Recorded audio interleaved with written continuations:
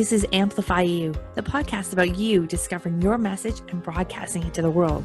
If you're a coach, author, or speaker, you'll want to tune in. If you're looking for the best return on your time investment to get your message out to the world in a bigger way, we're giving you full access and behind the scenes look of how we're running our podcast, how our clients have found success, and what you can do to launch your podcast today. The world needs your message. I'm Michelle Abraham, the host. Join my family as we unleash your unique genius and find the connections you need to launch your adventure today. Join us and let's get amplified. Hello, Amplify You family. Michelle Abraham here today. I'm super excited. I have a behind the mic interview with you with a very special podcaster. I was on her show not too long ago. I had such a blast. I'm like, Annie, got to bring you on Amplify You. So please let me introduce you to Annie P. Ruggles. She is the host of the podcast that is amazing. And it's called Too Legitimate to Quit. Yes. And I know there must be some MC Hammer fanning you somewhere, Annie, because that is too awesome to not be an MC Hammer fan. So first of all, welcome, Annie, and then I'll tell everyone else a little bit more about you. Thank you. Thank you for having me. I am so excited to get to share time with you again. Yes, so awesome. I'm really excited. So guys, let me tell you a little bit more about Annie. So Annie harnessed her Hulk-like disdain for hard sales and tacky self-promotion and overly competitive sleazeballs. I love that. That's really descriptive.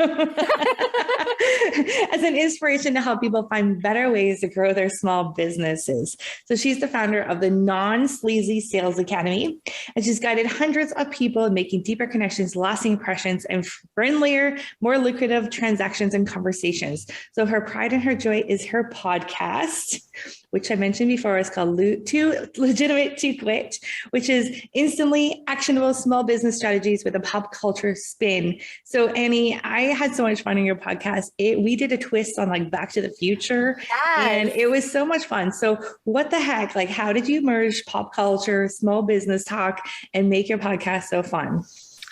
Oh, thank you. Thank you for all of the compliments tucked into that question. Hey. And yes, to go back to what you said, I do love me some MC Hammer. I do have a dream. Podcast land, help me make this happen. I have a dream that someday my podcast will have a soundbite that says, I'm MC Hammer and I endorse this podcast. Let's make that happen, nice. Y'all. But in terms of the idea for the show, I'd wanted to podcast forever. I mean, if you're listening to this show, so have you. Right? Mm-hmm. Or maybe you already are. And if so, awesome. But I couldn't come up with what I wanted to do. And before I taught sales, I taught marketing and branding. And so that kind of stuff is a language that I'm fluent in, that I dearly love, and I actually missed talking about. So I thought, should I start a sales-centric podcast or should I broaden it up and start doing just small business strategy in general, because then I can bring on people like you. Then I can bring on people, that are graphic designers or stuff that isn't necessarily so matchy with selling. Mm-hmm. And then I thought, well, what could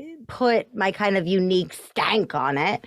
And I have always sort of loved the idea that inspiration is everywhere. Mm-hmm. And I've gotten great, incredible things out of all of the books that I've read by the giants of entrepreneurship. But I also can turn around and watch an episode of Golden Girls and be like, that's incredible copywriting that Sophia is using to manipulate this scene right now. And I would just, for me, that was just normal. That was just how my brain went. But I realized in my teaching more and more, I was finding myself saying stuff like, have you ever seen South Park? Have you ever seen The Sound of Music? All the time. And it was always random, but normally it was in that, if I was bringing it up, it was normally in that pop area, right?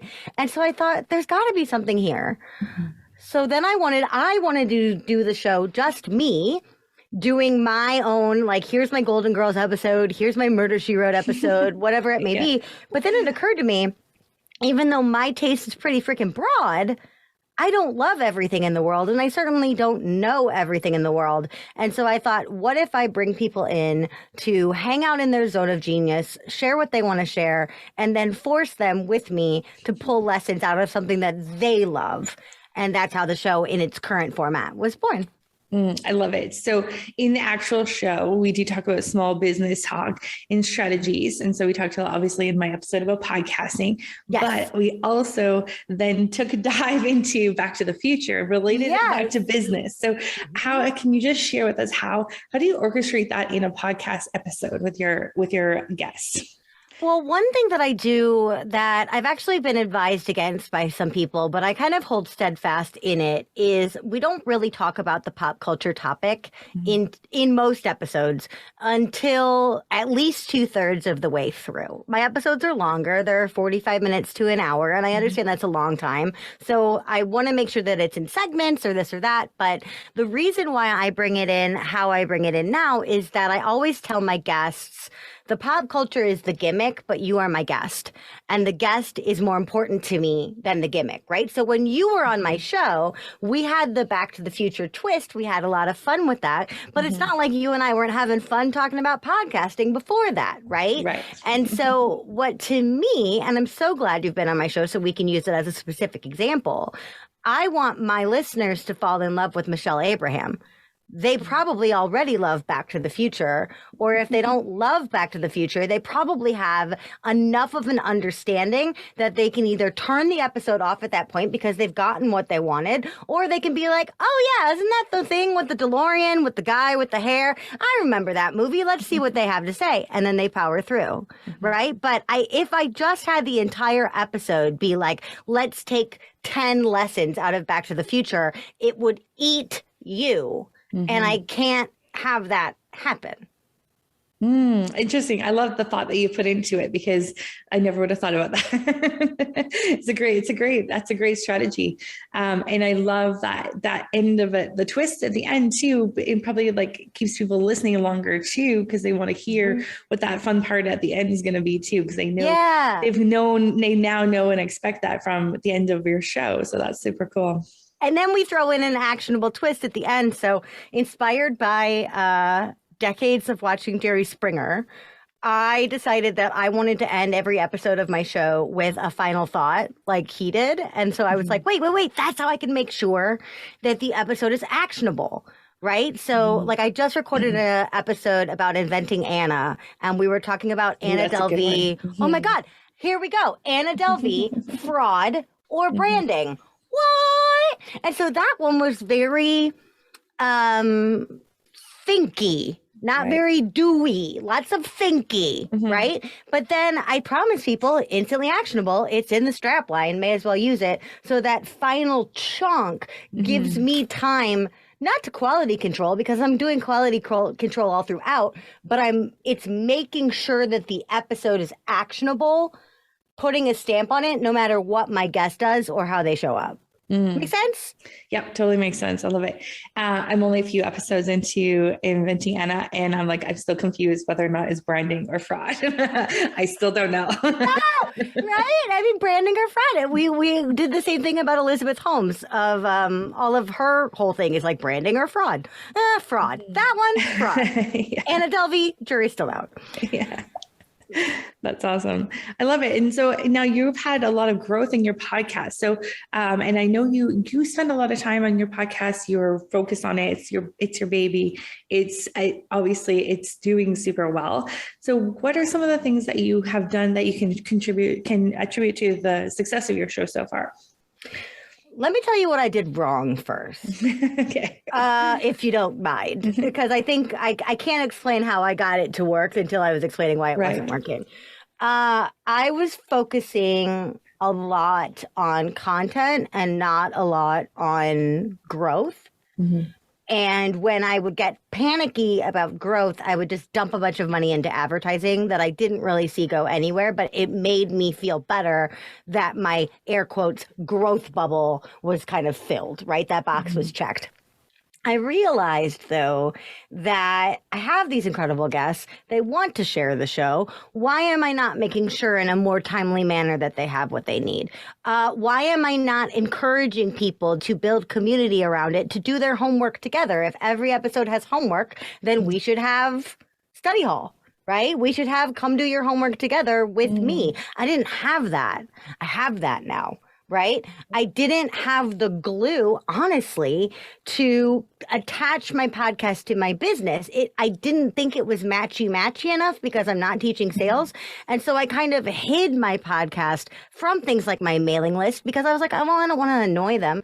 Okay, yes, I do. Yes, I do want to annoy them. If they're on my list, they should be hearing about my podcast. And if they don't want to hear about my podcast, then they can leave my list, right? But I was being right. But I think the thing that I did wrong is I was being very precious about my show and treating it like my little gorgeous baby. And so I was introducing everybody to the baby and dressing up the baby and making the baby perform. But I wasn't actually doing anything to go out to the people and be like, hey, here's my show. So it grew well when I was just looking at people like you to bring onto the show who then fall in love with the show and listen to the show and are on the show and love the show and promote the show.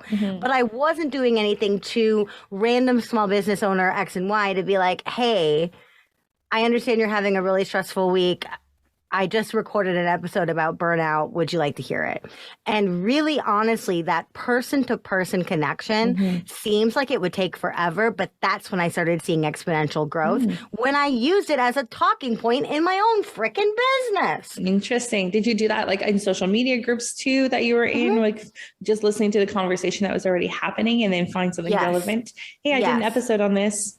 And I tried for a while to be like, oh, you like Ren and Stimpy? Our first episode was about Ren and Stimpy. And that worked okay. But the Ren and Stimpy episode was really more about ambition shaming. And I realized that if I find a post where someone's like, I'm a small business owner and I love Ren and Stimpy, then maybe they'll go listen to it.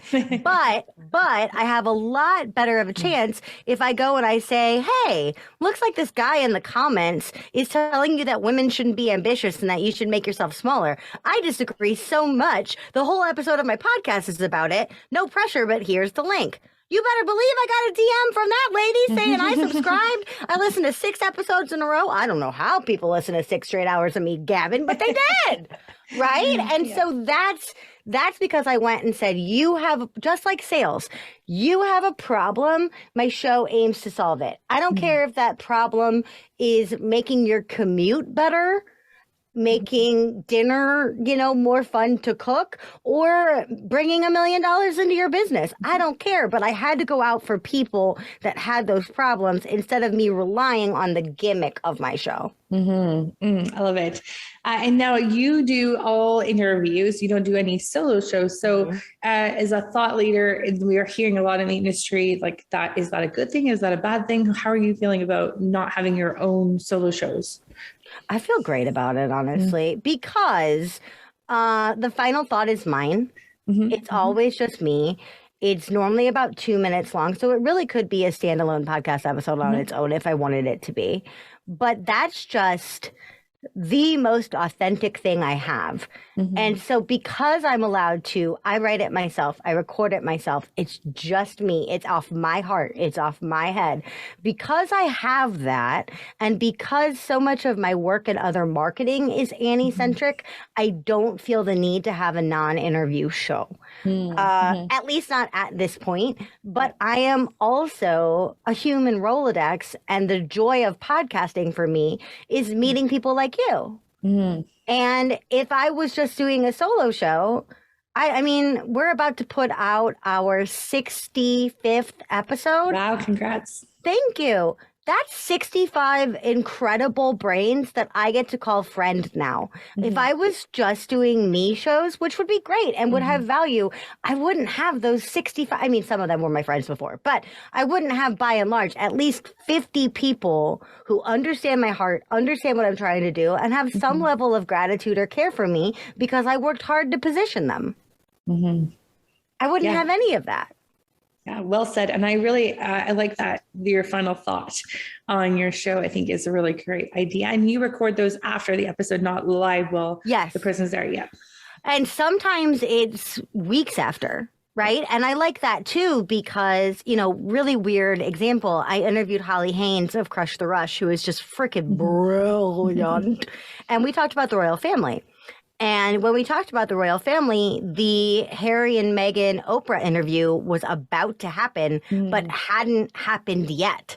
And so even though I didn't make the whole final thought about it, I said, hey, it's been a couple weeks since that interview. By now, everybody's been all over Oprah and this is up. And is Charles racist? We don't know. But what we do know is that how you show up for your family has to be the most important thing, even when you're running a business. And we saw with Meghan and da-da-da-da, so I could tie it in. If I had just recorded it right away, I probably still would have said something like, well, we'll see what they say on Oprah. And it would have come out after the fact, right? So it allows me to have, from both a pop culture and a strategic standpoint, some distance from it so that I come to my episodes fresh and new. So what I do is I send the recording to my editor, the incredible Andrew Sims. I send it to him, just the interview. That's it. No front, no back. He sends me like the mix down, all of these different things. I sit there like I would be any other podcast listener and I listen to my own show. And then I base the final thought and the homework on what comes up for me as a listener to my own show. And I have to remember to turn on kind of my beginner mind and be like, well, you know, make sure that you're not talking about yourself too much on your website. Seems really obvious to me, but it's not to other people who have been told it's all about you, it's all about you, it's all about you. So that's one of the reasons I really like to listen to my show after. And then at this point, you know, I send it back to him Thursday, Friday. The show comes out Monday fresh. I love that. That's a really great strategy so that you're listening as a listener. I know so many people, myself included, I will never listen back to another episode. Really? but if I was doing the final thought, I would think that's a really smart move, because then you're listening with a fresh mind. And like a few days later or a few weeks later, where like you've kind of like let the episode settle, and then you keep listening with new ears and a new mindset, with the intention of getting some homework and some actionables from it too. I think that's really great. Yay, so smart. Thanks. Yeah, you're welcome. So much fun, so smart. And, you know, I think one of the things that you do most brilliantly is that you really let your whole personality shine in your episodes. And so talk to us a little bit about that, because I think some people kind of like hold themselves back, or maybe we're only getting a 3/4 of you, and there's a whole much more wild behind that microphone. Oh my God. So I'm so glad you're asking me this, because everyone's been saying like, Annie, you need to be on TikTok. You need to do this. You need to do that. And I'm like, that sounds exhausting. But what I realize is that, like, I refer to myself as a sales Muppet. Because I'm very Muppety. And what I realized is that one of the things I love about the podcast and recording the interviews is just, I think the number one word people would use to describe me is enthusiastic. And that enthusiasm is genuine. And if I bring someone onto my show, I am genuinely giddy about what they have to share with my audience. And so that comes across. And it's not that we can't keep it real. If someone's talking about, you know, something triggering or traumatic, I'm not going to be like, oh my God, right? Like, tell me more. But most of the time, like when you and I were on, you would drop these like epic, beautiful mic drops. And what could I do? I could sit there and I could be like, well, Michelle, what a beautiful point. That's not what I do naturally. So what I do instead is I go, ah, and like lean away from my mic as much as I can. So what I've started doing is the Annie soundbite of the week. And so what I started doing on TikTok is I pulled up my phone and I go, very deadpan, and I go, the weirdest sound I made on my own podcast this week was this.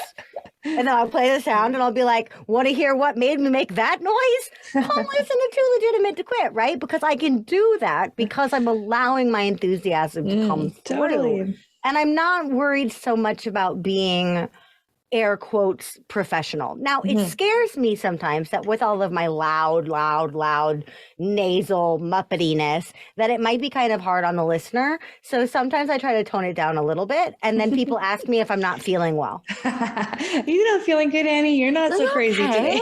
You sounded like your episode sounded a little low energy. Are you all right? I'm like, yeah, I just thought your ears might be bleeding after that last week. But, you know, whatever.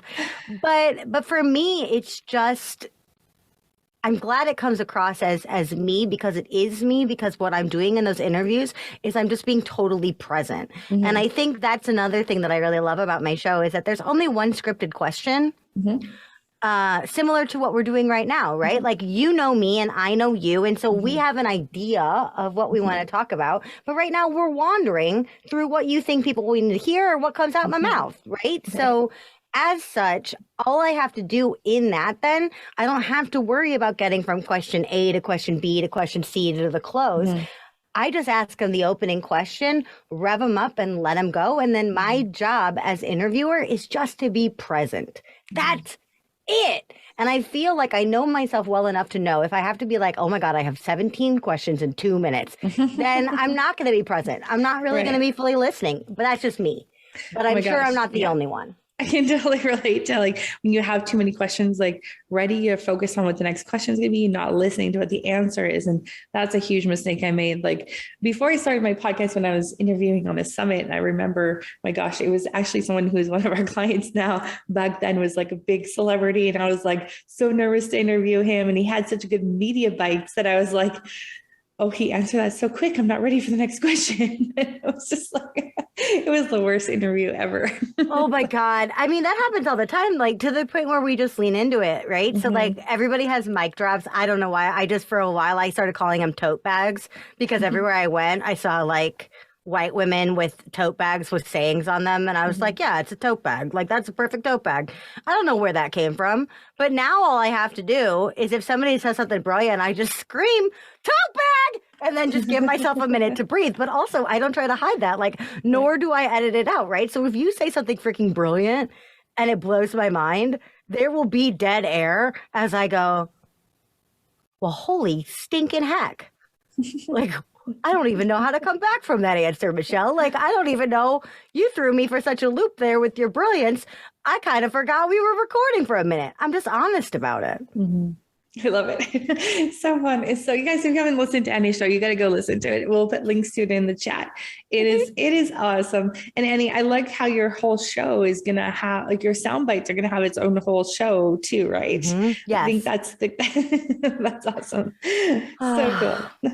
Now, we were talking about how you and I kind of have a similar thought about podcasting, where like the whole world's so focused on downloads, but really what's really fascinating about podcasting is like the people you meet through your interviews and through your podcast. So using podcasting as a tool for networking, has that grown your business since you've been a podcaster? Oh my goodness, yes. I've hired people that I've met through podcasting, both in and out. I've hired people I've interviewed, people that have interviewed me. I've hired them, same vice versa, right? They've hired me when I was on their show. They came on my show and hired me, like whatever. But really, it's not even who hired who. It's having podcasting and sitting down to interview with someone really can be, it's not always, but it really can be a galvanizing experience for a new relationship. And when you're sitting there with someone in their zone of brilliance, you get to know them at lightning speed, and they get to know you at lightning speed. So you cut through all the professional preamble. Oh, hey, I saw you at the thing and I thought you might look cool. Here's an email. Maybe sometime we should have a 15-minute catch-up call. Nah, man, we just talked for an hour. I know the name of your kids, right? It's different. It's got a different feel to it, and it's got reciprocity in it. You showed up for me. I showed up for you. We already showed up for each other, so let's keep showing up for each other. And that, to me, has been invaluable. I get more referrals from podcast hosts and guests, right? I get more invitations from podcast hosts and guests. I get introduced to more people because they go, I mean, you and I were just doing this in the pre-chat. You should have so-and-so on your show, and you'd be really great on this show. We just do that naturally now. Because if we were all living in the same town, we'd be like, well, let's go down to the corner bar and hang out, and I'll bring a couple friends and you bring a couple friends. We don't. We live all over the world. So what do we have? Podcasting. I love it. Yeah. You said that perfectly. Podcasting is like now like the after work hangout or the bar on the corner of the street that, friends used to go to. And it's so great. I know what I love about the podcasting space too. Everyone who's involved in it seems so nice. Like everyone's like very like, let me look out for you. Who else should I connect you with? Who else do you want to, what other shows do you need?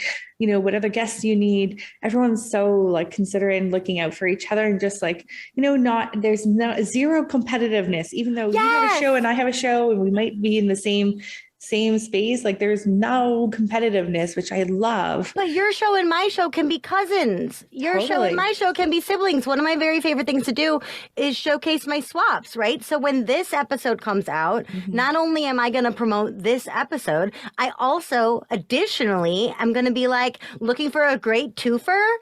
Here's me on Amplify You. Here's Michelle on TLTQ. Bam, right? Here's us times 2. And that feels really good and special and loving and non-competitive. And at the end of the day, non-competitive. Guess what? I'm not going to wake up tomorrow and be Brene Brown. I'm not. I'm not going to have her success by tomorrow. Therefore, trying to have the #1 business podcast for women in the world. And it's not just for women, but like, let's look at ranking, right? I'm never, ever, ever, ever, ever going to beat Joe Rogan. Never, never. I will never. Nor do I want to be. Nor do I want to be. Right? No, but like, that's what if you think that podcasting is a competitive sport, then I hope you realize your competitor is Joe Rogan, because your competitor is not Michelle Abraham. Right. Your competitor is not Annie P. Ruggles. We are collaborators who both love the same medium and have been lucky enough to collaborate with each other. But at the end of the day, I go and listen to other people's podcasts with awe and admiration because I know how much work goes into it. And I want to make sure they get the guests they need. And I want to make sure they get the exposure they need. So I'm name dropping their shows on my show or in my social. It doesn't feel like it's taking anything away from TLTQ to be like, y'all got to go over there to Amplify You and figure out what they're doing. They got 2 different shows and they're both great. Right? What does that take away from me? Nothing.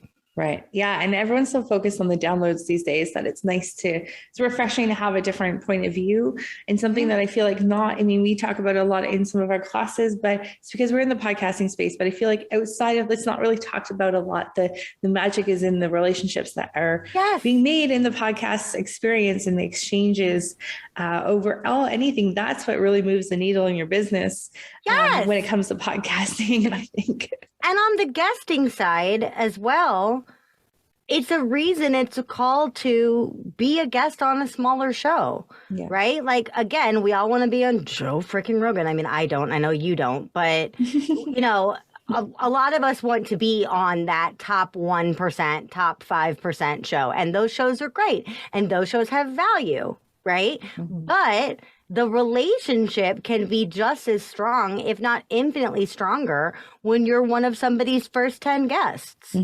Totally. Yeah. Right? Not to mention that the first 10 episodes usually the most listened to episodes of a podcast. So. Right. And so, as such, people come to me all the time and go, should I pitch for this show? It's this and that. And I go, you should have just stopped with, should I pitch to this show? If you like the show, then the answer is yes. Well, I went on Listen Notes and the listen score is not very high. It's about the relationship. The interview and it going out as marketing is a bonus. Right? Especially if someone is new to podcasting or new to the business. Somebody like you, those little shows, you'd clean up.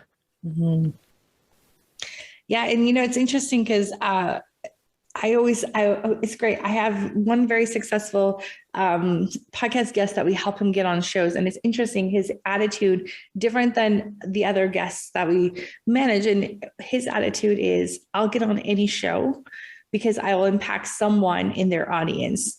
And I'll create a relationship with the host. That's the attitude, which I love, because it's not like about the numbers, and it's not about how many in the audience.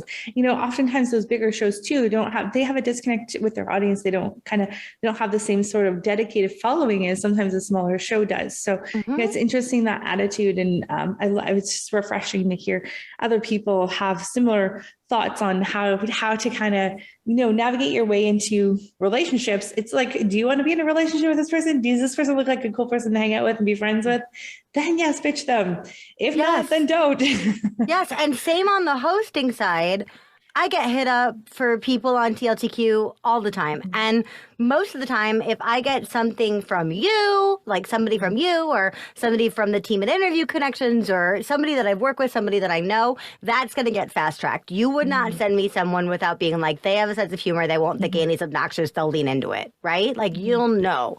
But a lot of the time when I do get hit up or if I'm looking around, I don't go to social media metrics first to be like, oh my God, this person only has 400 people on Instagram. Can't put them on my show. They won't share it. Yes, they will. Yeah. Yes, they will. The myth of the big guest is real. I have interviewed some fabulous, very famous people on my show, and they were wonderful guests, and I was an honor to interview them, and they shared the show, and I got maybe 2-3 listens. You bring somebody onto your show with Instagram 400, they are going to get a freaking billboard with your face on it being like, I was just on a podcast. I have literally gotten more listens from people with no list. Why? Because they're hungrier and more excited to be involved, right? So yes, for me, both as a guest and a host, metrics are important, but they're the last thing I look at. Right. I love it. Annie said it. Metrics are the last thing she looks at.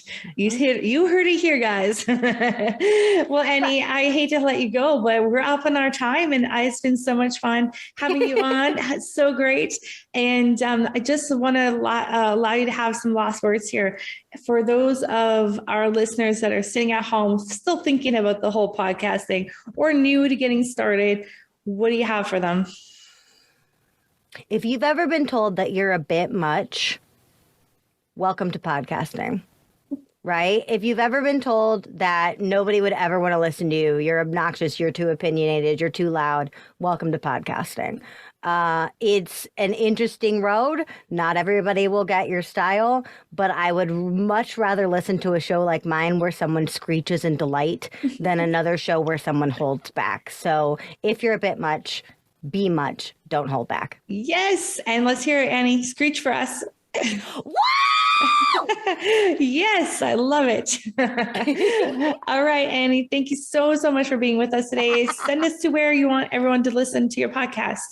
To legitimate.com. That's TOOLEGITIMATE.com. Awesome. To legitimate.com. I love it. Thanks so much, Annie. And we'll look forward to chatting with you again soon. Oh my gosh. Bye for now. Bye. Yes. Bye.